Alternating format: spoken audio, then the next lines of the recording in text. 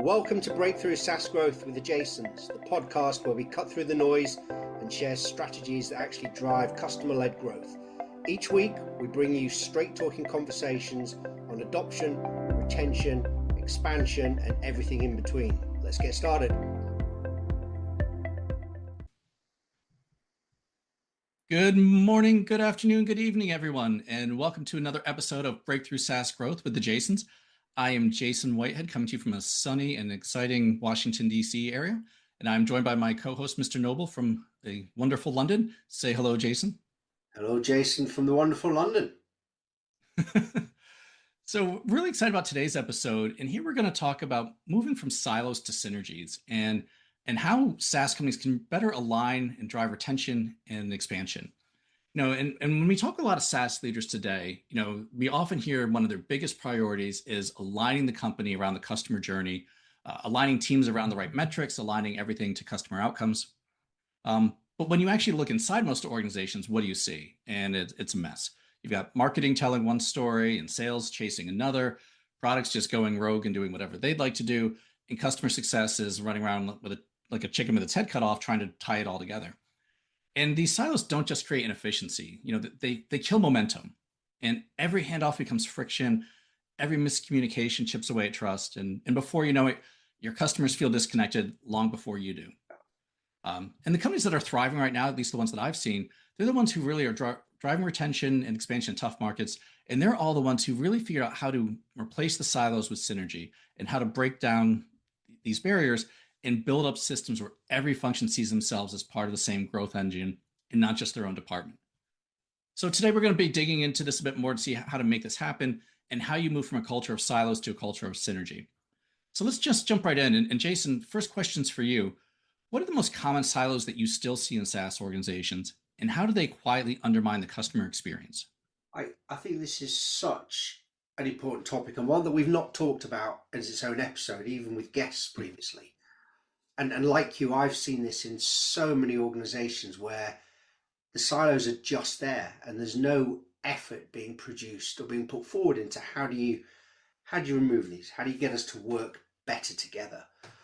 I think some of the most common silos that we see, and they're not really surprising. You see sales and customer success as part of separate organizations, separate objectives.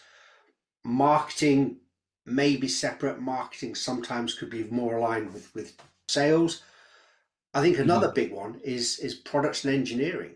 I think products and engineering in a lot of organizations sits off at one side as its own silo, and there's very little interaction between product, between engineering, how we're building the product and what we're selling and what customers are using. So I think the product one is a big one. Now, the really interesting challenge is why do silos happen? What causes them to work like that? And I think that a lot of that goes into what we've talked before, is kind of where the pressure is at the different stages in the life of a business. At the beginning, we need to sell. We need to get those new customers in. And I think all of the energy and effort go into that. And there's not as much thinking investment done into, well, is the product doing what the customers need? Is engineering working the right way? Are we supporting the customers the right way? Are we marketing to the customers the right way? But it's a really difficult challenge to try and crack. I always say one of the big things for me of any customer success leader, anyone in the post-sale side of the organization, a big part of what we need to do, our role is there. It's a horizontal role to help build that alignment, to help build that synergy, as you talked about, to help break down those silos. So what we should be doing is making sure that we're, on behalf of our customers, talking to sales, we're talking to engineering, we're talking to marketing. And I think quite often customer success can be that catalyst to start that alignment and that synergy. I think your other question as to how, that's some of the common silos, but how do they undermine the customer experience? If everybody's working differently without any kind of awareness of what the other teams are doing, you're working to different metrics, to different goals. A big problem you've got is inconsistency. No one's thinking the full customer journey from the first time someone hears about us through marketing, that first interaction through sales, onboarding, support. No one's thinking about everything as a joined up thing. And naturally, Right. you get people focusing and investing in making their own processes efficient. That inconsistency really does break down that customer and user experience. How do we think, let me kind of throw this back to you, how do you think Sure. these kind of misalignments around synergy, how do they show up in some of the key metrics affecting growth of our business and our customers? I think you see them in all different places. And I agree with, most everything that you just said there too. I think, you'll start to see NPS, CSAT, and other things start to go down pretty quickly. Like, oh, okay, the experience on the customer and what they're seeing outside and what they're experiencing is very different. But I even want to take a step back because I also come from a place of I don't think anyone has bad intent. I don't think anyone's Yep, going out of their yep. way to like screw the other department over. It's actually I've seen some organizations where that is the case, but by and large, I think everyone is just so focused on their lane and what they need to do and what is success in their job that they're less worried about making everyone else successful. And I think, you know, uh, until organizations come together and have, like you were saying, have everyone aligned around some, you know, the same metrics, the same goals, and the same measurements, that you're always going to have a bit of this. It's, You know, it's really interesting. I wonder if silos are they a natural, I use the word natural quite loosely, but are they a natural organic way organizations grow for exactly that? That mm, everybody's focused on that team, that function's own metrics naturally. You're absolutely right. There's no one that yeah, comes into this to say, oh, we need to forget about them and work differently. But is it a natural evolution of a business? Do you have to start off more siloed where you're thinking, I want my team in support to understand support, should be experts at it. Don't worry right. about the rest. But over time, those synergies, that collaboration starts. So is it just the natural starting point for a business? And is one of the I, challenges that we see more as to how long it takes to evolve from that to be more collaborative and less siloed? right. I don't think it's so deterministic that it has to start that way because you see some businesses that don't have the silo structure and mentality around, and when I look at most startups where it's, two, three, four people or 10 people, everyone's rushing to do everything and to Yep. get it all done. And everyone's excited about the energy. We want to build something great and wonderful. So everyone comes in with the best of intent. And then they get sort of struck by the reality of there's always too much work to be done, not enough time and effort and people to do it all that needs to be done. So then you're like, okay, this is what's been assigned to me and what I'm responsible for, so let me get this done, because if I do this right, everyone else will be better. But they miss the handoffs, they miss the interlocks, I think. So for It's me, that's a big challenge right there. that the way you said that, I think, is great. So there's an assumption. If I do this right, if I do my part right, everybody else will be okay. Yeah, So there's the assumption that what we're doing does align, and I think to start with, it perhaps doesn't. But it's fascinating, particularly yeah. when you look at It, smaller businesses. If you've got a founder-led business where to start with there's one, two, three, four, five people, they naturally have to work better together when it's really small. As they grow, right. does it naturally just become pushed apart slightly? They're more focused on internal, that own functions goals, but then how do we bring them back? I mean, what, in your Yeah. experience, what kind of things have you seen that help get that better synergy and alignment look like with businesses and functions? I think there's a lot of things that help, and how you execute these will vary based on the size and complexity of your business, and what works in like a small team may not work in a large group. But I think part of it is, as people get hired for their expertise and they do specialize, I'm great at coding, I'm great at sales, I'm great at marketing, whatever it's going to Yep. be. You will never understand everyone else's job as well as they do. So you need those experts, but everyone needs to have enough knowledge about how their job impacts everyone else's that they can notify this. And some easy examples here. Years and years ago, I was on a project team. We were implementing Siebel, and it was a technical team working at the client site. I was there for 14 months, and the folks who were doing the configuration of the application itself, they had built out a lot of stuff, and I was on the report writing team. So I would take the output from what they had configured and go into this other tool and build out all of my reports. Well, I had like most of my work done and complete and tested and signed off on. Those folks who were doing the configuration didn't realize that that I was dependent on them, they had to change the configuration for some very legitimate reasons. So they did the right thing and got it working the way it needs to be. Never informed us on the report writing team, and there was no venue by which we could stand up and say, "Hey, that's going to impact me." So it ended up we go to show the client all the work that we had completed and was signed off, and it all failed because the front end configuration upstream had been changed, and we knew nothing about it. So I learned quite that early on then and there that people need to understand how it all comes together, and spending time as a team, talk about what you do in a venue by which you can ask questions and raise your hand is important. Because what I've also seen, and I've seen this with quite a few growing companies, then we'll do like an all hands meeting and everyone has 15 minutes to update everyone on what they're doing, but there's not a venue to ask questions. There's not a venue to say, oh, this is going to impact us over here, or this is going to hurt us, or we're really dependent. Another example, I was at a client and the product team had committed to building out some new functionality by December 31st or something. Based on these dates and commitments, marketing was trying to work out some promotional activities and getting website and collateral and other stuff set up. And the salespeople with their BDRs were already planning out how they were going to push this and send targets and to get all this stuff done. Something happened and the date didn't hit or wasn't even close to hitting, and product didn't really inform everyone else. So the marketing campaign never happened.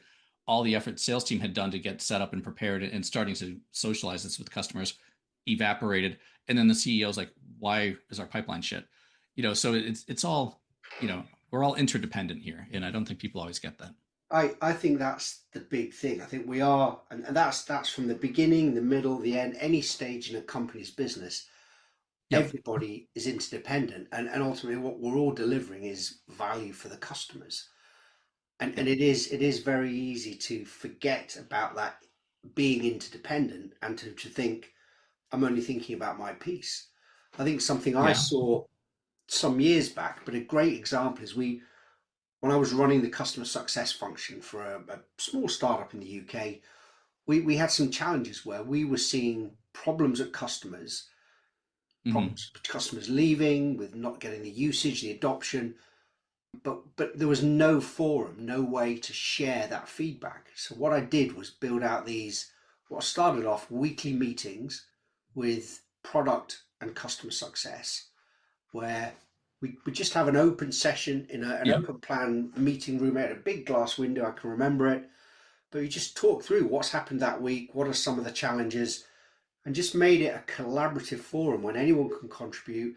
Anyone can say, well, what about this? If you tried this, and it worked really well. And other things that we did then was that the product and engineering running their daily stand-ups, we joined them. It's a 15-minute session, but we joined them just to give them some insight into what we were seeing from the customer side. We evolved these sessions over the couple of months to bring in sales as well. It was really interesting to hear from sales to the wider team, not just an update, but what wins had they had that week, what had worked really well, what losses, what hadn't worked, how could we help them. But it really started this more collaborative way of working. Everybody sharing it. There wasn't an expectation. The exec team weren't in these sessions to start with, but by the end of the time with this organization, these were really powerful sessions that more or less most of the business sat in on. And what we started doing as well was bringing the customer into some of them, which was a really interesting thing to do. So bring the customer in to start telling you how things have worked for them, what's not worked. And sure, you've got to change the content of the meetings a little bit, but it had a really powerful effect. And I think the challenge is just having someone, to your point earlier on, everyone's busy in their day jobs. No one's got the time to say, right, we need to do this differently.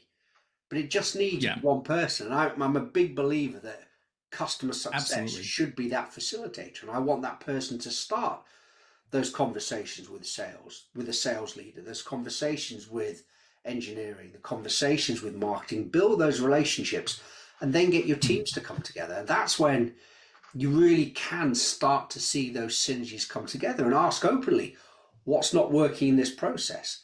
What's not working the way that we interact with customers? Do we need to change anything in how we do onboarding?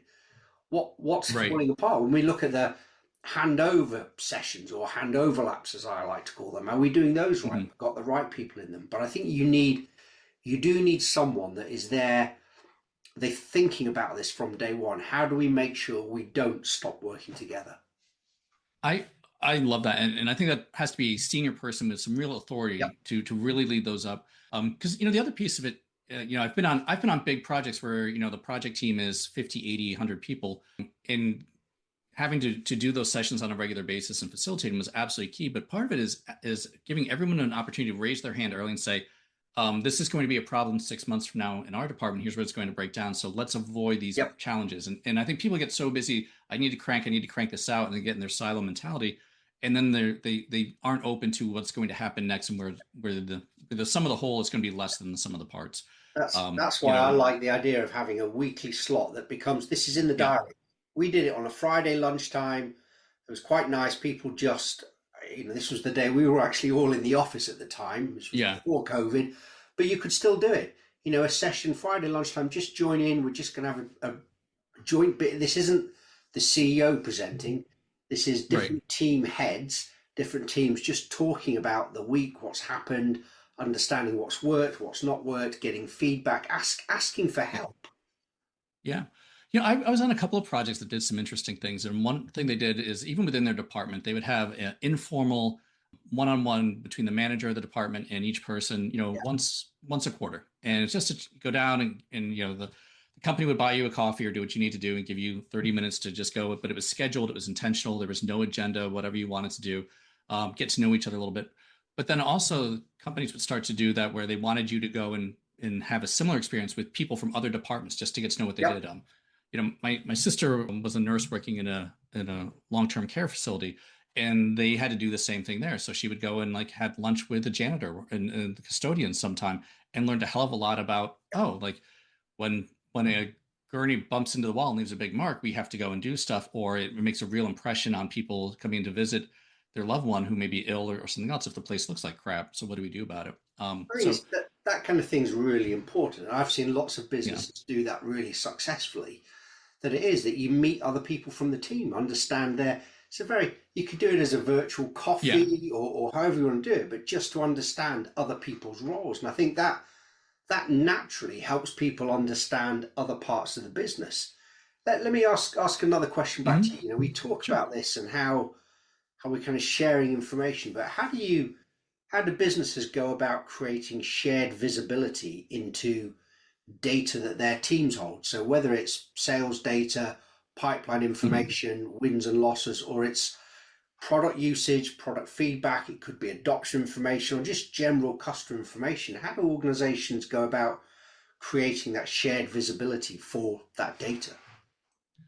Wow, that is a good one. I mean, there's the questions around how do we put it in systems so people can find it when they need it versus, I remember years ago when I was studying information systems, one of the studies that had been done was that one large company was trying to push down data and decision making to more managers and frontline staff. So what used to be these big, reports like the size of a Bible kind of thing that would come out every week or every month with all this data, those would only go to the senior folks. Now they started pushing it down. But what they found was the people didn't know what to look for. They didn't know how to make sense out of it. They didn't know how to make meaning. Like, okay, so you've pushed all this data at me, so what? And so what do I do with it next? So I think part of this needs to be whatever you decide to do with sharing the data, whether it's just making it available or having someone explain the data, but also helping people who've never done this before how to make decisions out of this. And what does this mean? And sort of the so what factor. And that's a hard thing. And that's something that people can't do all the time. You've got to bite size some of that information that people can think about it and incorporate it into their day job. But what have you seen? What do you think works? I think the really interesting thing is it's all right, each team having their own data set.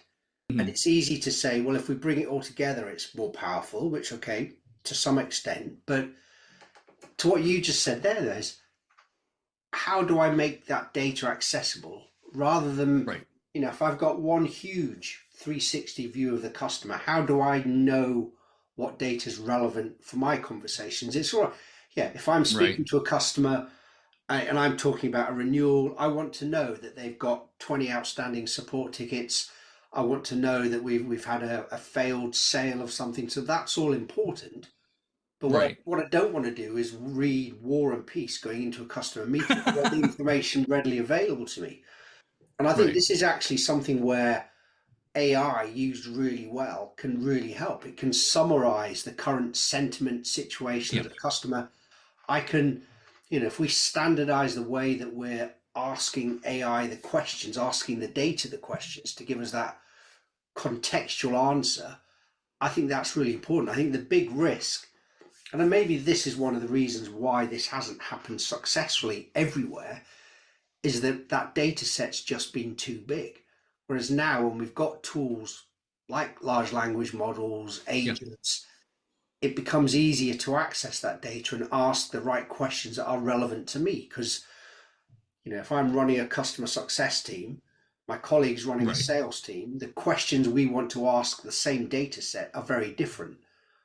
But it's not been, and how do I build it into my workflow? What I don't want to do is have to log into another platform, run a detailed report, read a 50-page PDF going into a meeting. You've got to make it really consumable and simple. And I think this is when you can embed artificial intelligence into your workflow. You can give it access to the right level of customer data. That information becomes far more freely available, and it can really help with customer-facing conversations across the whole teams. And I think you can then share as well. We can share internally key pieces of feedback. How do we summarize what's relevant? Because not the whole team don't want to see a full transcript of every single call. You want to be able to share the relevant pieces of information.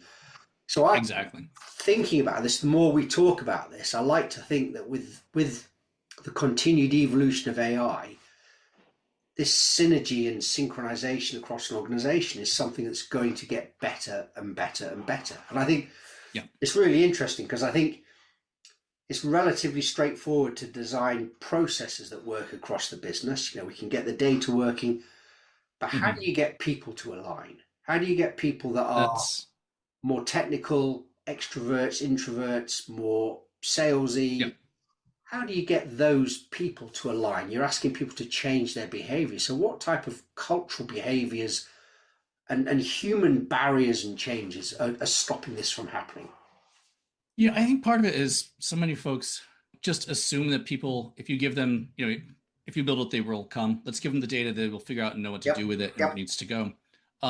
A few months ago, I was managing a team, and I think we had about 12 or 15 people. Some were account managers, some were CS folks. And one of the things I had built out in HubSpot was I built out a new dashboard, sort of scaled down and got rid of a lot of the noise and sort of said, all right, this is what I'm going to be looking at as the leader of this team every week. And when we get on our weekly calls, we're going to display this and drill down. So what I'd like you guys to do is make sure that you are reviewing this and filtering for your relevant bits so that you understand how you're doing, where you're going, and you can anticipate some of the questions. So it was a HubSpot dashboard, and we'd automated it that it can just get emailed out to everyone a couple of days in advance. We also emailed it out to the C-suite and to the sales team as well too. So they weren't on those calls, but they could see what we were looking at. And sort of that whole, do you push or do you pull? By pushing it out, it was one less barrier to them, at least thinking about it and be top of mind. But people struggled at first, like, okay, so this is what you're looking at. It's like, I don't get it. What should I be doing with this? And so then we had to talk a little bit more like, before you prep for a meeting, you should come in here and see this before you do your call. When you're looking at your numbers and this is going to impact your bonus, because we made sure that people tied it all the way through. It was there. But, like I said, one of the things I've said for years is, there's always here's the what, which is, this is the data. Here's the so what, this is sort of what it means and what I should interpret and do the analysis. And here's the so what's next. And what do I do as a result of this? And try and get people to think through, you need to analyze on all three planes, the what, the so what, and the so what's next. That goes away towards shaping the behaviors. But also I found when there were some new people in the team, so like junior CSMs who've never done this before, and they're trying to get used to the role and trying to build confidence, they needed a lot more hand-holding. And so we actually paired them up with a more senior person who could spend more time mentoring them and where they would go. And it would take a few months, then you'd see the light bulb click and suddenly things would take on. So, and it can be challenging for folks. Wonder how you keep this momentum going. Is, if you're talking about system change, process change, using different data differently, it's an ongoing process. This isn't something you can do and then stop. So you always need, whether it's your leadership working it through or whether there's particular individuals, you always need to keep driving. This is what we're doing. Because I think that the risk is You work in silos, suddenly things are better. Everyone then just defaults back to their old way of working. I think that's a big risk. So I you agree. almost want people to see the benefits of working like this and then to create your own champions within each team rather than it be Hmm. at the leadership level. You've got your champions in each team that make sure you are collaborating. You're setting up these regular sessions, you're Right. sharing information. You've got those pockets of information that are shared regularly across the whole business that are relevant to me. So I think it's Yep. the key message as well is that this isn't something that you do and stop. This is something that you have to keep thinking about. How do we work better together? How do we improve this? Because even if you break down those initial silos as initial barriers, there's always going to be incremental improvements you can make and get better at it. So I think Absolutely. it is a change program. And as you've said before, and you said earlier, it's about people, how people Yep. work together, how they behave. It's not just technology and systems, it's people as well. Absolutely. It's definitely that because this is, if you can, one of the things I throw out to folks all the time is if you couldn't change the technology at all, the data is the data, the system, and everyone's been trained on it, but you need to improve your organizational performance. What would you adjust? Where would you look? And that's a tough one for folks. But Jason, I want to throw out to you another question. Last week, I think it was last week, I put a question on LinkedIn that's sort of been chewing in the back of my head, and it's about silo busting as well. What would happen if you suddenly changed your bonus structure that sales folks, or maybe everyone in the company, but at least sales folks, didn't earn a commission off the initial sale? They were only eligible to get commissioned off of their sale after the customer has renewed at least twice. How would that shift everyone? And if you did the same thing for CSMs, like your bonus pool was determined off of customers who've renewed at least twice, how would that change behaviors? How would that change processes? What would people say? Oh shit, we need to break down some silos because I can't control all this myself. I think the key things here is that you talk about sales bonuses and CS Mhm. bonuses, but everyone is reliant on each other.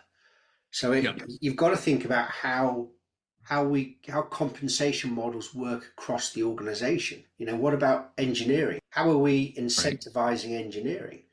If we're saying we want customers to renew once, twice, three times, what if the Mhm. product's not working? Where's the incentive for product to do things differently? So you've got to look at the incentivization, the compensation Right. for the whole business. And I think you're right, but and again, if you look at the way compensation packages are designed, they're designed to drive certain behavior for certain groups. And sales, quite Yep. rightly, are commissioned on bringing new business in. If we flip it so that sales are now responsible for bringing new business in and keeping the new business they brought in, where do they focus their efforts? And then you start questioning, who's Mhm. responsible for the renewals? And I'm a big believer that customer success should be responsible, Right. as in I'm there to make sure, go through the process and close it. Maybe what you do is the salesperson is a kind of a commission that drops, so they get most of the commission up Mhm. front. First year renewal, they get some commission. Third year, some. So there's still an incentive for them to do it, and it always gives them a future, almost guaranteed cash flow if they do things the right way. But I think you've got to look wider than one team. You've got Mhm. to look at the compensation models for each team, and does it make sense to bring them back together? Do we? I don't like the idea of commission for customer success. I think a bonus structure is much better. Right. So you've got to think of something that works better consistently. So maybe the answer is there's some changing in all the packages and all the way that we model out Mhm. bonuses, but they're still not all the same. But we level them out so that they're slightly close to each other. What do you think? Yeah. What Um, responses did you get to the question? there've been a few here and there, not as many as I would like yet, so I'm probably gonna to repost it out there. But one of the things that I sort of disagree with some is I don't like the idea of front loading too much up front for sales folks because I hear all the time, oh, we want to reduce churn, and cost of new acquisition is so much higher, but then we lose all these customers in the back end because they were bad fit customers, they were whatever, they didn't have expectations set right. So I think so that maybe there needs to be some component of some initial commission or initial bonus for a new logo. But if we're incentivizing and rewarding people to bring in any customer in any deal, even if it's crap, or even if it's going to be too expensive to serve, or even if we know that there's a 90% chance they're going to leave after 1 year, and we're trying to improve our retention, then we need to change the model somehow that people are not incentivized to bring in crap. And I haven't seen an effective way to do that yet. And there may be nuances of, you don't just renew off of 2-year renewals. There may be some other things that you layer in. But I think if that's one of the behaviors that we want to change, and I don't like to blame sales for everything, because I think sales gets a bad rap. They do a really hard job that a lot of people don't want to do. But, like, oh, well, they didn't do this during the sales process. They set expectations to sell stuff that we couldn't deliver, that the functionality wasn't there. Oh, they didn't do a good handover, blah, blah, blah, blah, blah. If something like that make them a little more interdependent on the rest of the organization, leveled out some of those behaviors, I think that would be a good thing. But I also agree with what you said too, like everyone else needs to have a dog in this fight, so product needs to be incentivized around building, when product makes the decision, do we build new functionalities or do we do a release around bug fixes? Where do we go first? Everyone needs to be aligned with that. And eventually it needs to come to what's your goal and how do we measure and reward you? Exactly that. And I think this is a great discussion. So this is the first time we've done an episode dedicated on this. And I think it's so important. And I do think we're going to see some big shifts with AI as that starts rolling out and getting more mature as to how we use that. But this is one of those things that isn't just relevant to any one team. It's relevant to the whole business. Clearly, if we're all working better together with less silos, there's a benefit for the customer. The customer's going to get more consistent experience with us, more value from us. Let us throw out a breakthrough challenge for our listeners here. So this week, in your engagement with your customers, pick one critical customer outcome. It could be faster onboarding, higher adoption, or improved renewal rates. Then bring together one person from other teams like marketing, sales, product, and customer success, and spend maybe 15-20 minutes mapping out how each of those functions can contribute to the outcome and where the handoffs break today. So your challenge is find one change that you can then make immediately to improve that collaboration. And remember, this is synergy. Starts small, but it can scale really fast. I think it's really key. So every organization can do this. But great conversation, Jason. I think one that we'll Awesome. Absolutely revisit. Absolutely. All right. Thanks, everyone. Appreciate it. Thanks, everyone. Thanks for listening to Breakthrough SaaS Growth with the Jasons. If you found today's episode useful, make sure you subscribe, check out our website at breakthroughsaasgrowth.com, and follow us on all the usual social media channels for more insights and updates. And don't forget to share this show with your colleagues who are driving growth in SaaS. See you next time.